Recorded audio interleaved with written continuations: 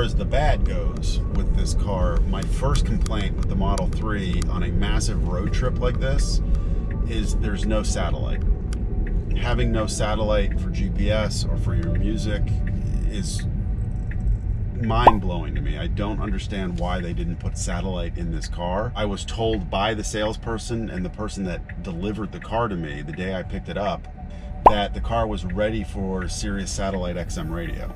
And so the day after I bought the car, I went to get Sirius put in, and you can't get Sirius Satellite in this car. You have to get an external box. It doesn't work with the panel very well. I haven't found anyone online that has been able to integrate it into the touchscreen. We also lost connection with the system, the network that Tesla has on the car. So the GPS would go out and we'd be in the middle of nowhere in Montana, New Mexico, all around the United States. We kept losing the signal. Okay, so it's about 12:20 p.m. We're still in Montana, and I just had the navigation completely stop. In a lot of the places that we've gone, we lose our Wi-Fi and connection. What just happened now is I missed a right-hand turn. I did not get notified to take a right turn. And then a notification came up and said, if you don't drop your speed, you're not going to make it to your next destination. And that's because I was headed out into the middle of nowhere. Had I not seen that alert come up, I could have been in a lot of trouble. So now what I'm trying to do is reroute myself back to a supercharge station. Only I have no reception and I keep trying to route and it won't route. Okay, August 14th, just left the Boone Tavern Hotel, and now my GPS isn't working. So we had an issue with the backup camera, that's not working, and now the navigation isn't working. If you're taking a massive road trip around the country, that is my #1 complaint, is that there's no satellite hookup integrated into the car from day one. The technology in this car is mind-blowing, but then you've got weird features where like the handles are clunky, the hood is clunky, the trunk is clunky. It just doesn't make sense when you know that they've already kind of figured that out on the other cars. I'm sure it was just a way to save money. The door handles on the outside of the car, I really wish they had put in a slick door handle like on the S or the X where it just automatically pops open to get in. The handles look amazing and everybody comes up to going, oh my God, how does this work? How does it work? Do they automatically pop out? And I'm like, no, you got to stick your thumb on that side, it pulls out, and then you got to pull it. It's clunky.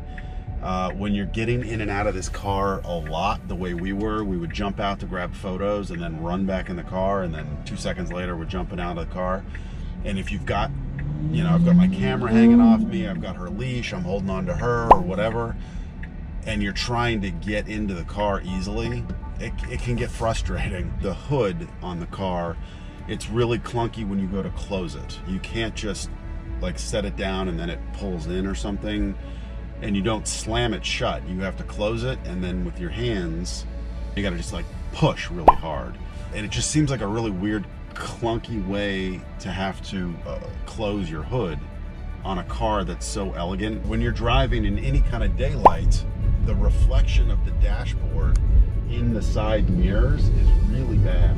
And I've got the darker interior. If you have white, it's a really big problem. Well, that's not that big of a deal. You get used to it pretty quickly, but it is something that I think they need to update for future design models in the cabin of these cars. The cup holder doesn't pop out at all. I didn't realize that until I went to clean it. Usually there's like a rubber coating or something in there that you can lift out, and then it's easy to clean. It'd be nice if that popped in and out really easy. So the other thing is with the app on the phone and the credit card looking key that you use to get in and out of the car, there's a lot of times when the phone just doesn't connect to the car, and you walk up and the app is activated, you even have internet connection, it remains locked. And then you have to stand next to the car really close for a while to get it to recognize that you're there. And it isn't always convenient to pull out your phone, open the app, and then hit unlock. It's like 5 or 6 button steps usually to get to the unlock feature. I asked the salesperson and the person that delivered the car, is there a Tesla app for your watch? Can I unlock the door with my watch? They all said yes. You can't. Having the key card is like, it's okay, but you got to pull it out, you got to tap it on the side of the door. It would be great if there was a widget or something where you could just quickly swipe up on the phone and the Tesla app was available there, so that you could just hit unlock on the car doors or something. And then there are a couple just upgrades, I think, for software. Using the GPS on this can get really frustrating because there's no ability to enter multiple destinations. That would be like my #1 software upgrade. If you're on a massive road trip, you've got to be able to enter multiple destinations and sort of route where you're going in a day so that you can plan your mileage. And we're not going to go down through there, so we're going to cut here. This is where I don't like the navigation for the Tesla. I want to be able to put in multiple destinations and say I want to go here, here, and here. And it doesn't, as far as I know, let you do that. Yeah, that really blows. Okay, so I'm going to try to figure that out with Google Maps, and we'll be back.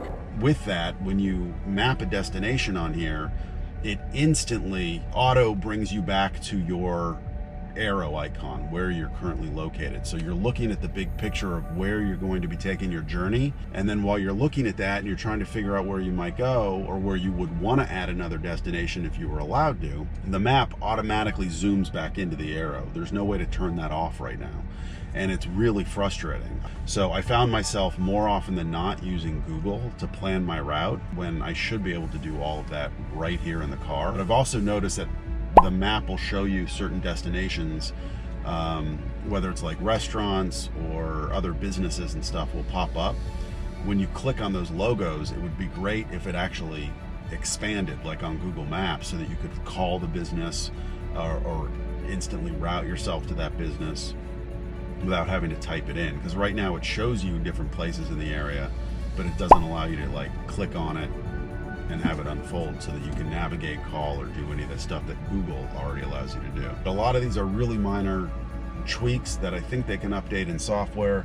The door handles, the trunk, the hood, all of that stuff, you know, in future updates, if they allowed that to be an upgrade of some sort. And then obviously the #1 thing for me, just not having satellite, really that's a big complaint for a road trip, because when you're in the middle of nowhere without the satellite connection, you're lost. I was relying on listening to music off my phone for a lot of the trip because the phone and this system kept cutting out, and you just can't listen to their streaming service on a long road trip without it cutting out a bunch of times.